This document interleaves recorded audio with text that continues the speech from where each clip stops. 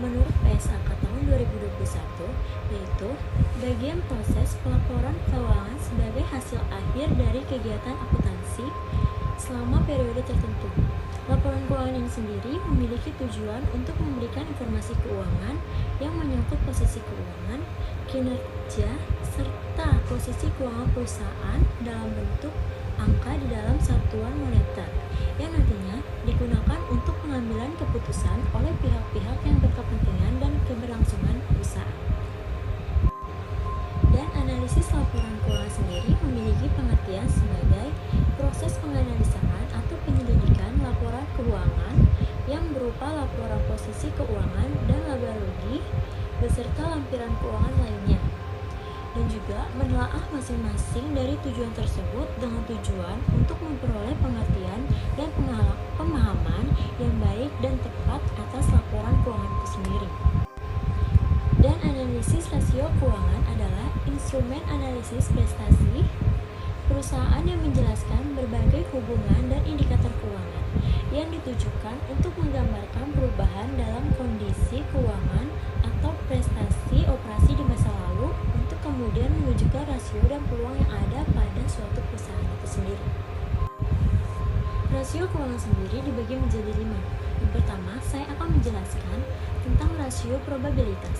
Rasio probabilitas digunakan untuk mengetahui seberapa besar kemampuan perusahaan dalam mendapatkan laba atau keuntungan dalam periode tertentu melalui kebijakan dan keputusan yang diambil serta kemampuan akan sumber yang baik dan hubungannya dalam penjualan aset maupun laba bagi modal sendiri. Dan di rasio probabilitas sendiri dibagi menjadi 4. Yang pertama ada margin laba kotor. Rasio ini digunakan untuk mengukur dan menilai seberapa besar presentasi laba kotor yang telah diperoleh oleh hasil penjualan bersih.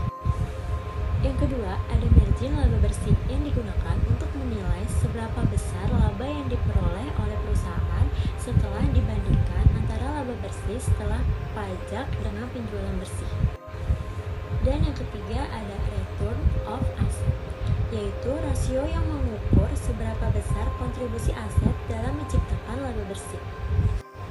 Dan yang keempat ada return of equity, yaitu rasio yang membandingkan antara laba bersih setelah pajak dengan ekuitas unit. Yang kedua, saya akan menjelaskan tentang rasio likuiditas. Rasio likuiditas adalah rasio yang menunjukkan seberapa besar kemampuan perusahaan dalam memenuhi kebutuhan jangka pendeknya, dengan membandingkan seluruh komponen yang ada di aktiva lancar dengan komponen di pasifa lancar atau utang lancar. Di dalam rasio likuiditas dibagi menjadi 5. Yang pertama, rasio lancar. Rasio lancar ini digunakan untuk mengukur kemampuan perusahaan dalam membayar kewajibannya atau membayar utang jangka pendek yang akan jatuh tempo menggunakan total aset lancar perusahaan yang tersedia. Yang kedua adalah cash ratio.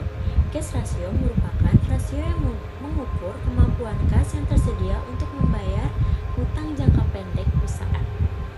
Lalu yang ketiga ada rasio cepat.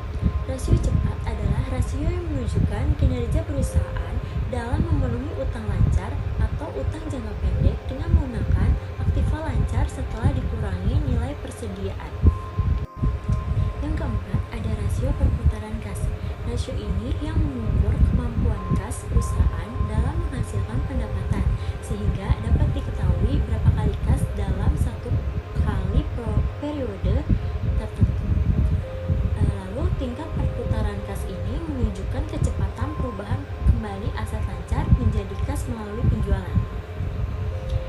Dan yang kelima adalah inventory to net worth capital, merupakan rasio yang digunakan untuk mengukur seberapa efisiensi penggunaan modal kas bersih atas persediaan perusahaan. Dan modal kerja sendiri ialah selisih antara aset lancar dengan liabilitas lancar. Rasio yang ketiga adalah rasio solvabilitas. Rasio ini merupakan rasio yang digunakan untuk mengukur seberapa besar beban hutang yang ditanggung perusahaan dalam membiayai aset perusahaan.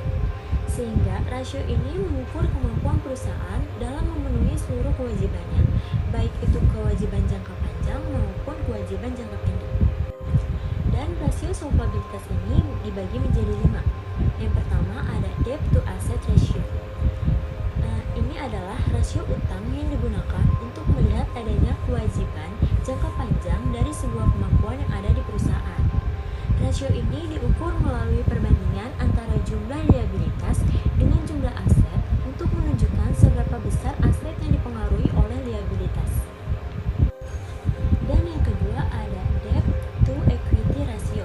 Ini digunakan untuk mengukur besarnya proporsi hutang terhadap modal perusahaan. Rasio ini menunjukkan rasio hutang yang merupakan perbandingan dari seluruh hutang dengan modal sendiri yang dimiliki oleh perusahaan itu. Dan yang ketiga adalah long term debt to equity ratio. Rasio ini yang digunakan untuk mengukur tingkat kewajiban jangka panjang perusahaan dibandingkan dengan modalnya. Lalu yang kelima ada fixed charge coverage, yaitu rasio yang digunakan untuk mengukur kemampuan perusahaan dalam membayar semua beban tetap dengan menggunakan laba sebelum bunga dan pajak perusahaan itu. Jenis rasio yang keempat adalah rasio aktivitas. Rasio aktivitas merupakan rasio yang digunakan untuk mengukur sejauh mana perusahaan efisiensi dalam mengelola asetnya untuk menghasilkan penjualan atau pendapatan.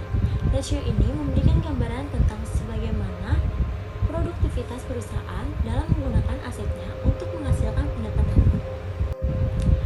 Rasio aktivitas sendiri dibagi menjadi 5. Yang pertama ada receivable turnover atau perputaran piutang.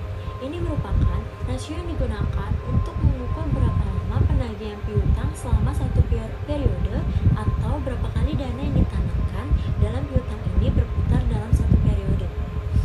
Lalu yang kedua adalah inventory turnover atau perputaran persediaan. Ini merupakan rasio yang digunakan untuk mengukur berapa kali dana yang ditanamkan dalam persediaan atau inventory ini itu dapat berputar dalam suatu periode. Lalu yang ketiga ada perputaran modal kerja. Ini merupakan salah satu rasio yang digunakan untuk mengukur atau menilai keefektifan modal kerja perusahaan dalam periode tertentu. Yang keempat ada fixed asset turnover atau perputaran aset tetap.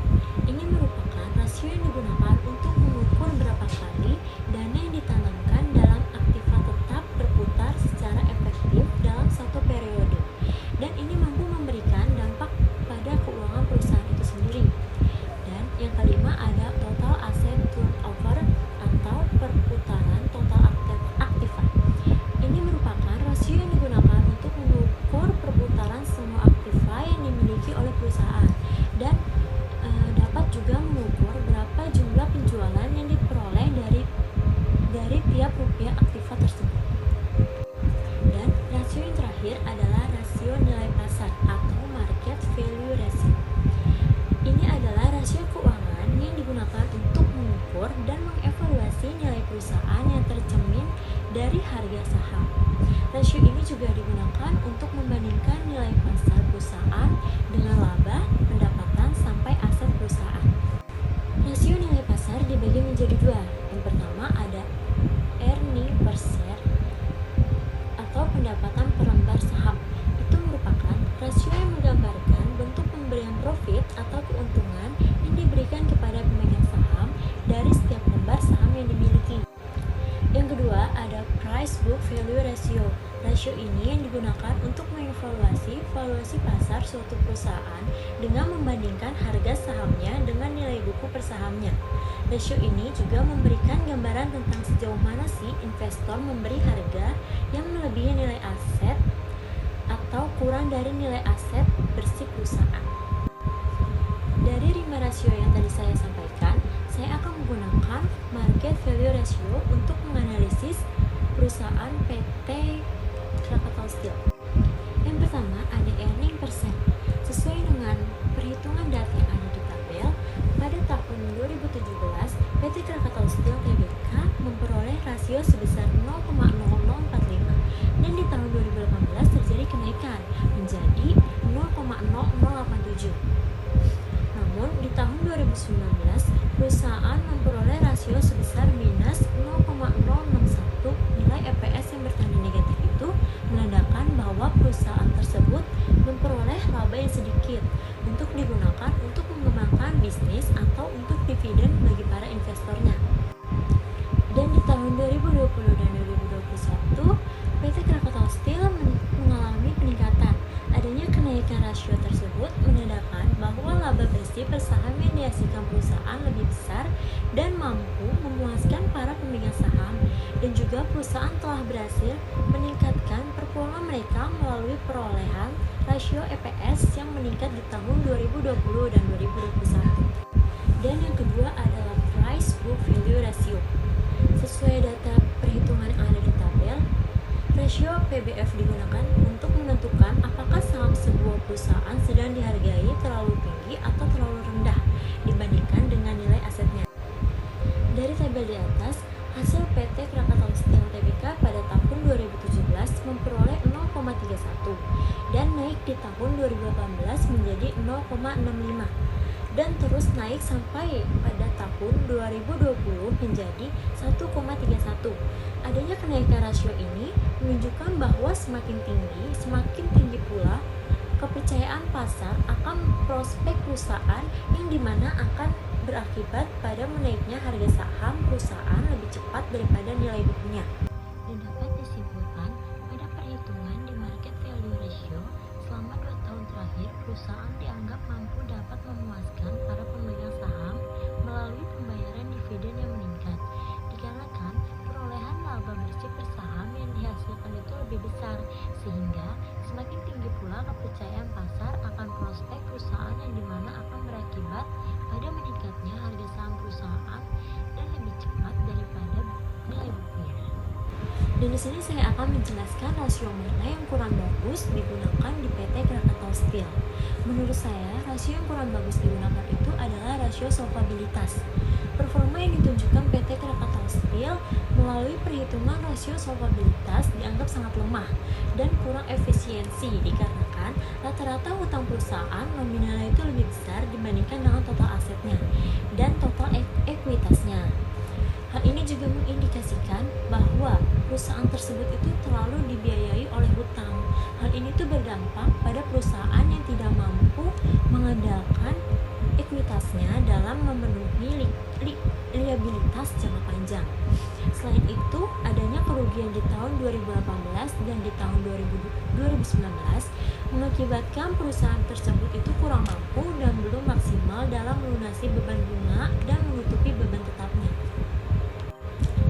Tetapi ada juga solusi yang digunakan untuk meningkatkan rasio solvabilitas yang kurang bagus digunakan oleh PT Krakatau Steel, yaitu dengan menambahkan aktiva tanpa menambah hutang atau menambah aktiva relatif lebih besar daripada tambahan hutangnya, dan juga dapat juga mengurangi hutang tanpa mengurangi aktiva atau mengurangi hutang relatif lebih besar daripada berkurangnya aktiva. Lalu bisa juga dilakukan kampanye berjualan untuk mencoba meningkatkan penjualan. Bahkan dorongan sementara dapat membantu mengimbangi utang dan membuat rasionya itu lebih menarik bagi investor. Dan bila ingin mencari seorang investor, dapat juga mendorong penjualan terlebih dahulu untuk menunjukkan kemampuan perusahaan dalam meningkatkan solvabilitasnya. Dan juga dapat terus memeriksa pengeluaran operasional saat ini, dan kita juga lihat di mana dapat menguranginya atau mungkin menggunakan figur tertentu yang berada di luar anggaran. Misalkan kita mengevaluasi kembali biaya operasional dan dapat meningkatkan rasio utang terhadap pendapatan dan meningkatkan pendapatan operasionalnya tersebut. Mungkin cukup sekian analisis laporan keuangan PT Krakatau Steel yang dapat saya sampaikan. Kurang lebihnya saya mohon maaf. Wassalamualaikum